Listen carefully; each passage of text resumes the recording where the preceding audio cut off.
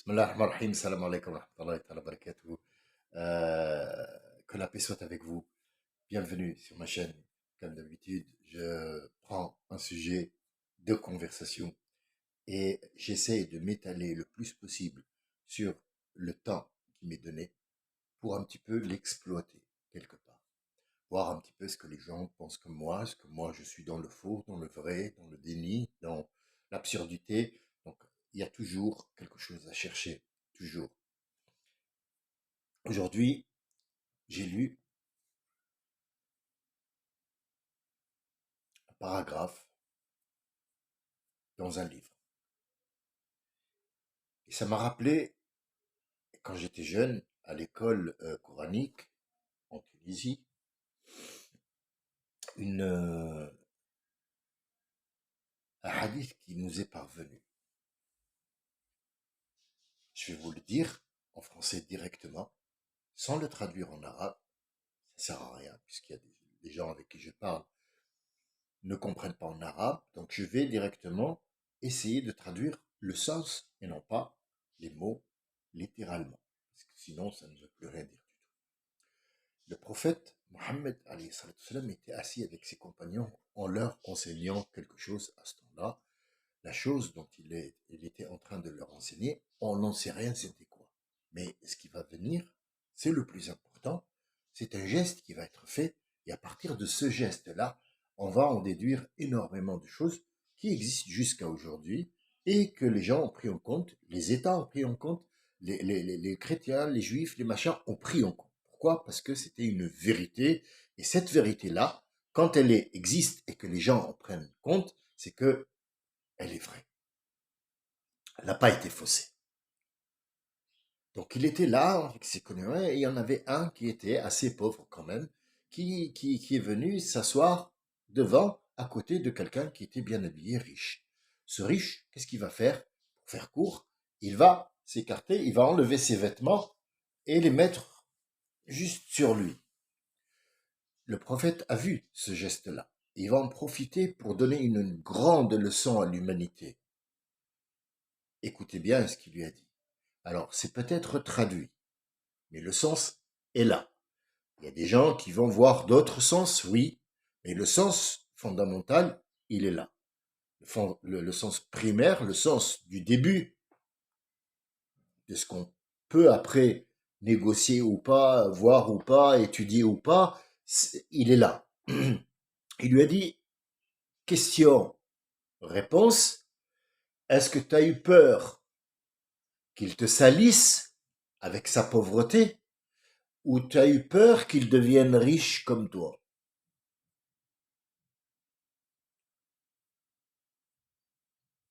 C'est une bombe nucléaire. À ce moment-là, tu ne peux plus. Dans ces moments-là, tu ne peux plus inventer un truc. C'est pas un homme politique qui est devant toi, c'est un prophète qui t'a posé une question. Et un prophète, quand ça pose une question, c'est qu'il y a derrière un enseignement.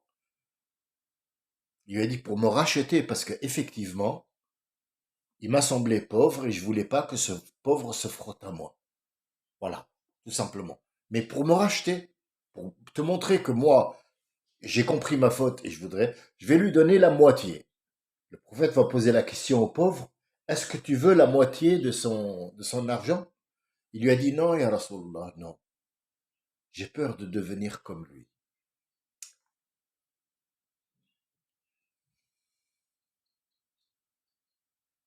Comment tu vois la chose?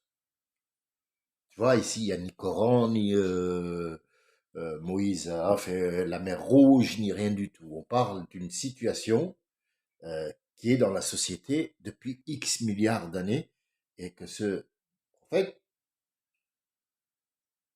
a mis à jour. Pourquoi aujourd'hui tout le monde n'est pas riche, par exemple? Je vous donne un exemple de l'Algérie. L'Algérie, c'est les richesses du pays qui sont là, sans exploiter le reste. Attention, hein, ce qui existe déjà, en fait l'existant qui exploite maintenant, sans avoir recours au stockage des richesses. Est-ce que il y aurait un seul algériens qui travaillent dans un domaine. Non. Ils peuvent vivre 5 fois, 5 fois, comme vit un Suisse maintenant. Mais alors pourquoi les Suisses, ils sont tous riches à égalité ou plus ou moins égal et la paix est forte? Mais parce que ils n'ont pas besoin de gens qui travaillent. Parce que c'est juste un dépôt d'argent, la Suisse. Alors qu'est-ce qu'il y a dedans? Il y a des travailleurs qui viennent comme étant électriciens, machin, truc, mécaniciens, mais les Suisses véritables, où on trouve cette idée, l'autre, la même idée, où on la trouve? Dans les pays, les Arabes, comme Dubaï, comme Qatar, ils sont combien? 3 millions seulement. 3 millions seulement? Oui, 3 millions seulement. Et ils ont un métier? Non, ils ont aucun métier que l'argent. Mais qui travaille chez eux? Qui fait les routes? Qui fait les trucs? C'est les Bangladesh, les Indiens, les esclaves. Mais si tout le monde alors est riche, qu'est-ce qui se passe? Il y aura plus de monde. Il n'y a plus de monde. Mais alors qu'est-ce qu'il voulait dire alors ce prophète? Est-ce que c'est la richesse dont il parle? Ça veut dire que tout le monde soit riche ou tout le monde soit pauvre? Non. Il parlait d'une attitude. D'une attitude. C'est pas devenir riche ou pas, être comme les autres ou pas. Non. Non, non, j'ai pas envie d'avoir la richesse de Trump. Non. C'est pour moi, personnellement. Je parle de moi, pas les gens qui me ressemblent ou qui sont à côté de moi ou qui m'écoutent ou ma famille. Non, je parle de moi personnellement à l'intérieur. J'ai pas envie de vivre sa vie. Sa vie ne m'intéresse pas. Oui, mais il est riche. Mais je m'en fous. Je m'en fous. Je voudrais bien trouver un autre point de richesse et qui soit, par exemple, à ma hauteur, à ce que moi je peux supporter. Être riche comme ça et con, non, excuse-moi, j'ai pas envie. Par exemple, alors moi, je représente qui? Personne. Je représente personne. Je représente une parole qui a été dite. Est-ce qu'elle va être prise en compte ou pas? Ça, j'en sais rien du tout. Mais la raison de laquelle j'ai vu un livre qui disait, ouais, il faut que les gens, les richesses du pays soient dispersées. La Libye gardait les richesses pour lui, Kadhafi, et il y a de l'or qui est. On est loin, on est à 100 000 lieues de savoir vivre, de savoir aimer cette vie, de savoir qu'il y a d'autres priorités qu'être riche. On peut être riche à l'intérieur. Qu'est-ce qu'un riche? En arabe littéraire, riche, rani, ça veut dire il n'a pas besoin des autres. Ça veut pas dire. Non. Celui qui a beaucoup de sous, il s'appelle Al-Thari. Et l'autre, il s'appelle Al-Rani. Al-Rani, il n'a pas besoin des autres. Il peut se débrouiller. Il faut qu'il y ait un riche et un pauvre. Mais il faut aussi que ce riche n'absorbe pas les autres. Parce qu'à un certain moment, il n'y aura plus de riches. Il n'y aura plus de pauvres, pardon. Il n'y aura que lui. Et là, il va se tourner, il va manger sa richesse et à un certain moment, hop, il n'y a plus rien. Il faut que l'argent tourne. Cet argent-là, ça s'appelle comment? Ça s'appelle zakat. Ce monsieur-là, au lieu de faire des gestes à la con et des trucs machin, pourquoi tu donnes pas ta zakat? On ne te demande pas de donner ton argent. Ton argent, c'est le tien, c'est Dieu qui te l'a donné, personne ne te le prend. Il n'y a aucune loi qui dit, ah, je vais te prendre ton argent et le donner aux autres. C'est pas possible. Moi, je suis pas un Robin des Bois de l'islam. Non, non, non, c'est pas ça du tout. C'est qu'on dit que si tu es riche, prends en charge deux personnes. Tu t'en fous qu'il y ait un gouvernement ou pas. Tu t'en fous qu'il y ait un pays ou pas. Et tu t'en fous qu'il y ait un Dieu ou pas. C'est pas ça le problème. C'est toi, comme étant être humain, et tu as la possibilité de vivre et de vivre très bien, et tu as beaucoup d'argent. Prends quelques petits orphelins, deux, trois personnes que tu peux aider dans leur vie. Fabrique-leur un moyen de ravitaillement. Fabrique-leur un projet. Donne-leur de quoi faire un projet pour qu'ils puissent eux-mêmes sauter le pas et devenir autonome, par exemple, tu auras fait ton truc. Pourquoi il faut absolument que l'État vienne te prendre les impôts de force pour donner aux autres? Et puis après, tu râles, ouais, ils travaillent pas, mais aide-les pour qu'ils puissent t'aider à rester ce que tu es.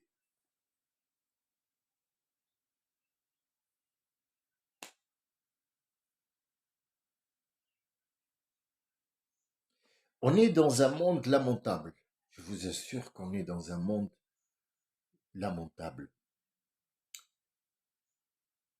Le but qu'ils ont mis chez les gens est sorti du but philosophique, religieux, scientifique. Ça y est, c'est fini. On n'est plus dans ce monde-là. On est dans un monde de tu travailles le plus tard possible, le plus tard possible tu travailles. Et après, quand tu seras vieux, ah ben tu vas après te promener dans une balade, dans un bateau croisière ou je sais pas quoi, pour que les jeunes de maintenant puissent payer les autres.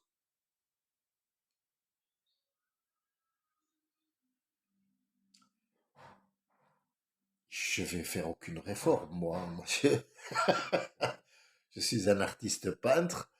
J'étais dans le bâtiment, j'ai eu ma retraite, ça va. Maintenant, je vis bien. Mais je dis que on nous a mis des limites dans un carré. Chacun de nous est dans un carré. Et il a un numéro de sécurité. On n'est plus des êtres humains. Alors, est-ce que moi, je demande qu'on enlève ce numéro de sécurité? Non. Est-ce que je demande que, allez, euh, mettez-les tous riches? Non, non, non, non, c'est pas ça le problème. Moi, je vis pas pour être riche. Je ne suis pas là dans la vie pour ramasser des sous et devenir riche. Non, non, ça c'est un autre système. Il faut de tout. Est-ce que par exemple, pour ne plus avoir d'inondation, on va mettre un ciel en verre pour qu'il y ait plus d'eau? Est-ce que c'est logique? Est-ce que pour ne plus avoir l'invasion de la mer, il faut assécher les mers, prendre cette eau-là qui est sur le monde, la mettre sur Mars, comme ça on n'a plus d'invasion d'eau? Est-ce que c'est logique? Voilà. Donc il y a des choses qu'il faut prendre euh, pas au pied de la lettre, mais au deuxième degré. On ne peut pas arrêter une inondation. On peut pas prévoir qu'il va y avoir un typhon ou une tornade. Mais prévenir que, attention, il se pourrait que tel et tel, alors venez, on va vous aider et on va aider tout le monde et on va s'aider pour qu'il n'y ait pas une catastrophe mayotaine. C'est un mot que je viens d'inventer, hein, par rapport à Mayotte. Oui, j'invente des mots en français parce que je suis trop fort. C'est pour ça. Voilà. Je rigole. Eh, deuxième degré. On a dit deuxième degré. D'accord. Alors, pour que la catastrophe ne se fasse pas, pourquoi on a attendu qu'il y ait une catastrophe? C'est là d'où vient la question. Est-ce que tu as peur qu'ils deviennent comme toi ou est-ce que tu as peur qu'ils te salissent? Les deux ne sont pas corrects. Les deux ne sont pas corrects. Il faut choisir, il faut faire un choix là-dessus. Il faut commencer par soi-même. Moi, j'ai pas à me vanter. J'ai fait mon travail qui n'intéresse personne, c'est entre moi et mon Dieu, c'est tout. Mais suis-je le seul? Est-ce qu'il y en a d'autres qui ont fait ça? Oui, il y en a un qui a fait ça en Inde, à un certain moment. Il a dit, voilà, mon argent à moi, je ne veux pas le laisser en banque. Je vais le donner. Donc le nom, je ne l'ai pas de ce monsieur, mais vous pouvez le trouver sur Internet et vous verrez. C'est un Indien. Il a dit, je vais donner mon argent à quelques femmes, je vais leur acheter des machines à coudre, et quand ils seront prêts à me rembourser, je prendrai, c'est une coutume maintenant qui est devenue en Afrique, il y a des associations comme ça qui donnent, malheureusement ils n'ont pas fait comme l'Indien, parce que l'Indien a pris le prix Nobel à l'époque pour ce qu'il a fait, et ça n'a pas abouti à grand-chose, puisque quand il est mort, ils se sont arrêtés tout de suite, et l'Afrique a repris dans les villages On achète une machine à coudre et machin pour aider cette dame, mais en échange, on lui dit, tu dois nous payer. Donc ça sert à rien du tout. En fait, c'est une banque qui a prêté de l'argent. Il n'y a plus cette noblesse du geste où je fais quelque chose pour me satisfaire moi, parce que cet être humain, il a le droit de vivre comme moi. Pourquoi moi je mange le poisson et lui, il voit le poisson, il ne peut pas le manger. Pourquoi moi je me mets dans un restaurant, je prends un plateau de fruits de mer et lui il passe à côté, il regarde, il n'a pas les moyens de s'acheter même pas des sardines. Donc en fait, il y a cette pauvreté qui s'installe. Et pour terminer, parce que je vais pas trop être long là-dessus, mais notre prophète, il redit encore un truc qui a marqué, qui marque jusqu'à aujourd'hui les esprits. Ce sont des mots, ce ne sont pas des Corans, c'est un mot qu'il a dit et il ne dit pas des choses de son propre plein gré. Non, non, c'est des mots qui ont leur résonance dans le monde.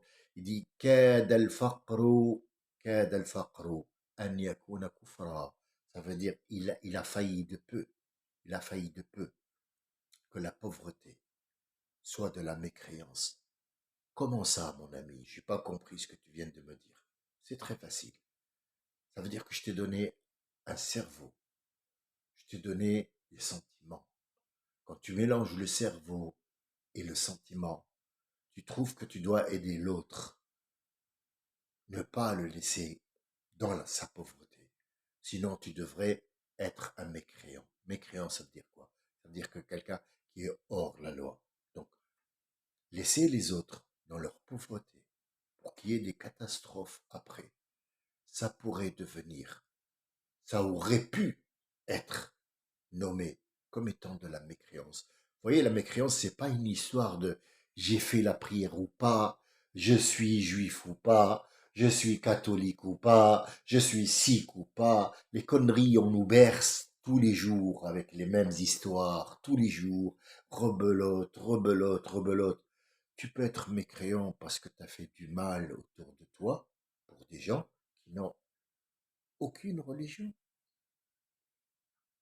aucune, aucune. La Syrie, l'Irak, tout le monde est au courant qu'il n'y a jamais eu d'armes destructrices en Irak. Tout le monde le sait. Le KGB le sait, le Mossad le sait, le FBI le sait, le monde, les merdes qu'on appelle les pays du tiers-monde le savent. Tout le monde le sait. Les idiots le savent, la télé le sait. Non, tout le monde sait que Bush n'a aucune croyance, il est athée. Mais ce jour-là, il va dire au nom de Jésus-Christ, allez, on va tuer Saddam Hussein et les Irakiens. Ça, c'est pas de la mécréance, par exemple. Et jusqu'à aujourd'hui, tout le monde le sait, il n'y a jamais eu de truc de masse. Le problème, c'est que, est-ce que tu as eu peur qu'ils deviennent riches comme toi, ou est-ce que tu as eu peur de devenir pauvre comme lui? C'est ça le problème. Et devenir mécréant, ça ne veut pas forcément dire religieux. Mécréant, ça veut dire je ne crois pas à la société que tu fais toi. Et donc moi, je voudrais pas que les gens soient riches comme moi. Je voudrais juste être moi, seulement moi. Allez, applaudissez-moi, allez-y. Voilà. Il y a un autre monde que vous connaissez pas aussi. Le monde avec lequel ils vendent. Vous voyez, le mal, il n'est pas que dans une religion ou dans une idéologie. Non, non, du tout. Vous savez, un mannequin, les femmes, ils adorent être un mannequin, mais ils savent pas ce qu'il y a derrière les coulisses. Vous savez que c'est une esclave? Ce mannequin que vous voyez, c'est une esclave? Eh oui, c'est une esclave. C'est du travail forcé.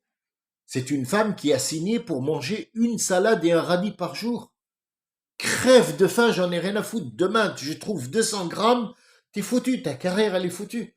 Il n'y a pas un gramme, pas rien. Tu dors dans un temps précis, tu fais ce qu'on te fait, tatati tatata, tour de poitrine tel, tatati tatata, en fait, formatée, elle est formatée. C'est l'enfer. Elle vit un enfer. Non seulement dans le travail, mais en plus, elle peut plus. Elle n'a pas le droit d'aller dans la rue et avoir des relations normaux avec les gens. des relations normales avec les gens. Il n'y a aucune relation qui est normale avec les gens. Elle doit être absolument en retrait. Pourquoi? Parce que c'est toi, le produit, la clé de la vente d'un être humain. Est-ce que c'est de l'esclavage, ça ou pas? Est-ce qu'il faut vraiment être noir pour parler d'esclavage? Vous voyez où je veux en venir? C'est que, qu'est-ce qu'on pourrait faire? Qu'est-ce qu'on doit faire pour vivre seulement? Vivre. J'ai pas envie de devenir non, je veux juste vivre. Je veux juste aller à Carrefour ou à machin. Moi, je veux pas faire des publicités, mais Carrefour, c'est le premier nom qui est venu. De toute façon, tout le monde connaît. Je veux pas aller dans un magasin. Aujourd'hui, je trouve que la salade est à 90 centimes d'euros. Le lendemain, je la trouve à 1 euro. Le lendemain d'après, la semaine d'après, je la trouve à 1,50 € et ainsi de suite jusqu'à ce que je me mette une corde et il y a un certain moment où ça doit s'arrêter. J'espère, j'espère que je me suis exprimé clairement sans avoir d'arrière-pensée. C'est ce que je pense, c'est ma torture de l'intérieur. Je voudrais tant faire, je voudrais beaucoup faire, mais je ne peux pas à mon niveau. À mon niveau, j'ai fait ce que j'ai pu. Après, est-ce que les autres veulent bien faire, sans attendre l'aide de quelqu'un? Celui qui a, il donne à l'autre. C'est tout ce que je peux faire. J'espère vous revoir bientôt, parler d'autres choses. Je vous remercie de votre écoute. Et si j'ai raison, prenez cette raison et raisonnez d'autres gens avec, à votre manière, avec votre langage à vous. Je vous remercie infiniment et je vous dis au revoir et à bientôt. Salam alaikum.